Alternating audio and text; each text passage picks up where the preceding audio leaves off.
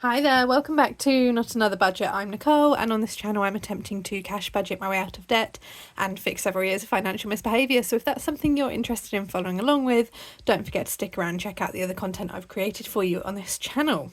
Now, I am back with a budget tweak video, and this is because let's just say a running theme of April overall is my cat is costing me this much this week. We've obviously, hopefully you've all seen my April week 1 reconciliation, and there were some unexpected extra costs there. April week 2's reconciliation is going to be released Sunday, and this video is coming out for you today on the Friday. Because of my cat is costing me X amount this week, I felt that actually it was prudent, and you're going to hear some background noise, ignore that. And some neighbours are great, some are not so great. I thought that it would be prudent, and actually looking and planning ahead for the rest of April, that I would need to tweak my budget quite significantly, and that's because I myself had gone over in some categories and made some budgeting decisions further on in the month, earlier in the month, which I'd not really planned to do, and also my cat is just surprising me week on week. So I felt like, okay, I can stick with the original budget which I created for everyone and previewed for you all, knowing full well that it would be completely all over the place once I actually came to kind of reconcile. Or I could do a tweak and a change to the budget based on the situation as it stands, at the point of filming. Do I think that even what I'm presenting to you is probably going to end up being significantly tweaked as well? Yes. Do I advocate generally for tweaking your budget mid-month? Surprisingly not really, because I think it is really good to give yourself that time to plan out. Now, if you're only a weekly budgeter, then obviously you plan out the week. If you're a monthly budgeter, then you plan out the month. Whatever your system is, I think it is good to try and sit and have an overview of the month, and to try and, where possible, account for kind of minor things that pop up. I change my tune when it comes to something significant, and that could either be as a result of yours or in my case, my budgeting decisions, either going significantly over budget in some categories further earlier in the month, which I did do, or alternatively something else popping up which you've realised, okay, I'm going to have to sort out and I'm going to have to deal with, and the original plan as it was can't account for that. So that is very much what has kind of sparked this. Where possible, I've tried to keep things kind of this is a week 4 occurrence and this is a week 3 occurrence. I've also tried to give myself a bit more room to be flexible and play around with the fact that things are cropping up and things are affecting original things that I wanted to do, lots and lots of things. So let's take you through how I'm structuring it. Now, the date range is still the 12th of April to the 21st of April, so it is essentially a week and a half-ish budget. The student loan, they've confirmed it's paying out, which is wonderful, and that's £3,792.70, but we're going to ignore the 70p. And I also have pending money to clear in from Vinted of £30. Now, bearing in mind I already owe myself £58.99, so before I do anything else with the business, which is Vinted income, Etsy income, Facebook Marketplace income, just under one banner, I need to pay myself £58.99 immediately, giving myself at the minute £3,822 coming in on the 12th of April. Now, the bills are going out standard. This is end of month bills. Some of them I've just moved to pay kind of this week, and this is because I have a crossover because of Easter. I have some bills going out early and some bills coming out late because of that bank holiday. But I have my rent of £8.50, my mobile of £28, my pet insurance of £37, my Spotify of £6, and my internet of £27. So I have £948 worth of bills going out, and wherever I pay my rent in the month, whether that is week 1, which is what I typically do, or I hold off until nearer my due date, which is the 17th, you will always find that week is pretty hefty for bills. And now we come down to flexible expenses, and this is where the my cat is doing this week is really having an effect. So I relocated my chiropractor appointment, so I've got that budgeted at £40. And here is what I'm going to do is the difference. I am going to cash stuff in this week for the rest of the month. So 150 for food, fuel, household, which also includes toiletries and cleaning products. I'm completely out of bin bags. I've run out of laundry detergent. I'm gonna run out of fairy liquid to wash my dishes. I've run out of loo rolls. Thankfully I am getting paid today on the day of filming, but I have run those categories right down to the bare bones, and they need topping up. What I tend to do, particularly with regards to toiletries and things like loo rolls, is I tend to buy quarterly. So in my January budget, for example, I significantly stocked up on things for skincare, same for September, and it's now that time again, and that means that actually I can keep this category relatively low month on month. Miscellaneous I am keeping in there at the minute as a miscellaneous category, and that is because I'm sure I will have forgotten something or not accounted for something, and this is all going to be cash, so it's not £150 for a week and a half, it is £150 for the remaining 3 calendar weeks of April for food, fuel, household, miscellaneous. And again, that miscellaneous may be some form of kind of additional, I'll buy some extra rice or I'll buy some extra pasta, but that is all going to be my cash envelopes, and you will see those stuffed in a video. I will stuff them quote unquote today. That video will be released at some point next week. My spending is 150. That keeps it back kind of for the overall spending category for this month. I don't know yet at the minute what is going to be cash or card. And then teaching, I have got some professional bodies which I need to sign up to be a member of, so even though I am a student level, I definitely need to join my Associated Teaching Association, and also there are, even though my PGCE is a week and a half, it's due on the 22nd of April, there are a couple of texts which I wish I could get online and they're not in my library, so unfortunately essential reading and then don't make essential reading available is a bit of a pain.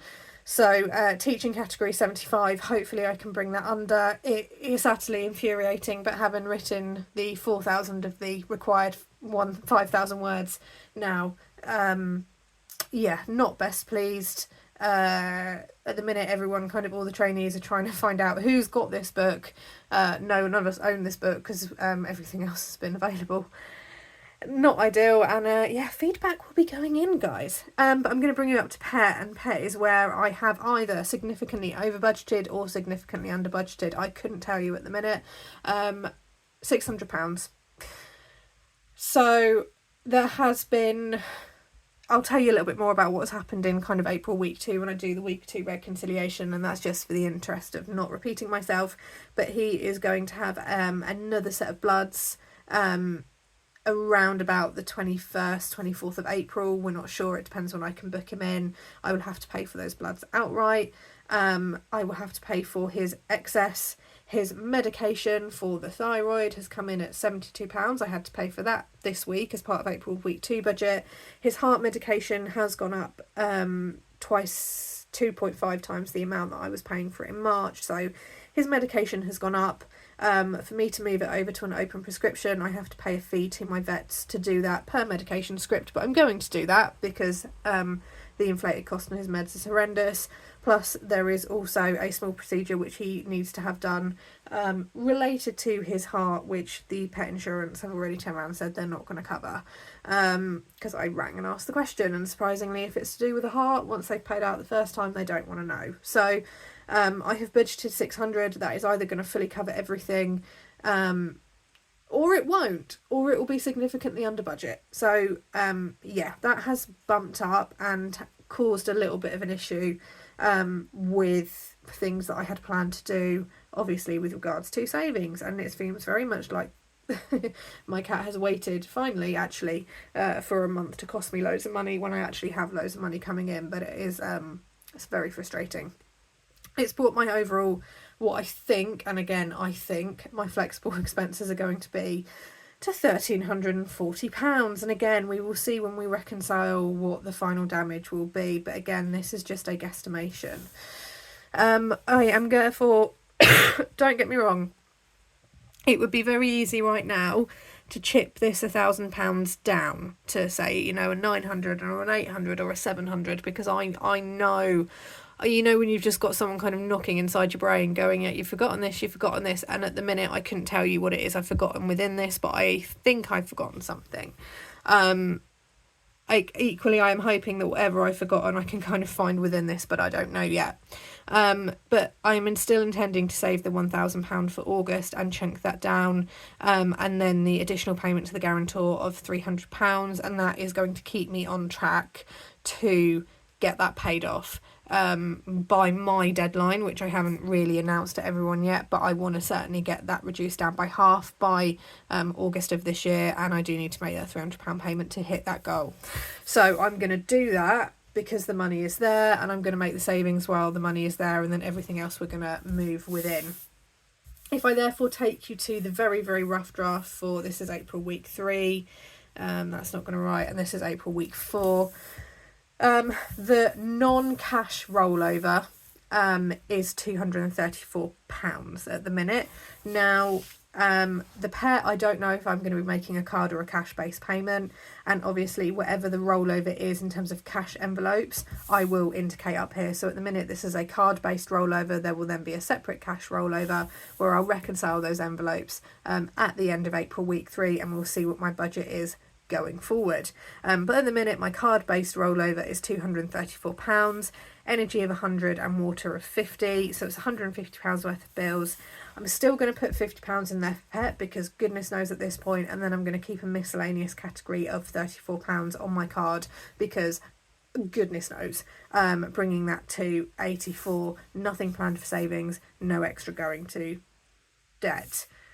So yes, this is definitely, I think, you know, although I am showing you this, it is a lot closer to what I think is going to happen, but I right now, all up in the air. I have got categories which I think are accurate. The bills are accurate, but really it's going to be the flexible expenses which are going to raise an eyebrow.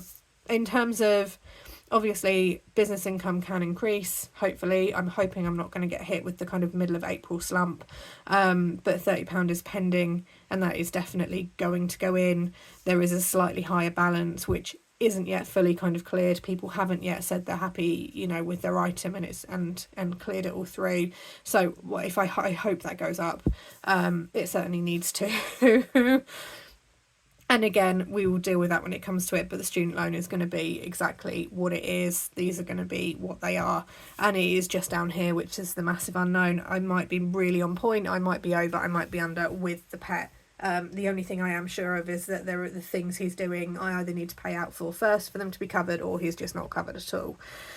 I'm hoping that by cash stuffing the envelopes here and taking that cash out on the day is just going to keep things a bit clearer and a bit neater. And again, the miscellaneous is there for me to, you know, we'll see what happens. And the teaching thing is incredibly very, very, very frustrating. There are, yes, lots and lots of feedback will be going to both my PGCE provider and my training provider, but that is a roundup conversation for another time. But yeah, this is your Friday budgeting video. I've been knee-deep in academic research and evidence and inquiry-based writing, and trying to bash out, like, you know, 1,000 words a day just to kind of ring-fence this Friday and Saturday for me, and then Sunday I will be back to doing schoolwork. So there will be a video coming for you on Sunday that will let you know the results of my rental inspection. It will let you know what's been going on with the cat, and it will just kind of touch base with how things going. That's my Sunday video. Today's your Friday video. There's going to be a cash stuffing video for next week, and a Temu haul in there somewhere whenever I get a chance to film it. So on that note, I hope you have had a fantastic budgeting week wherever you are in the world. Please don't forget to like, comment and subscribe. It's free, and it really helps grow this channel and contributes to this amazing community that we are building. I'm going to love you and leave you. Bye bye for now.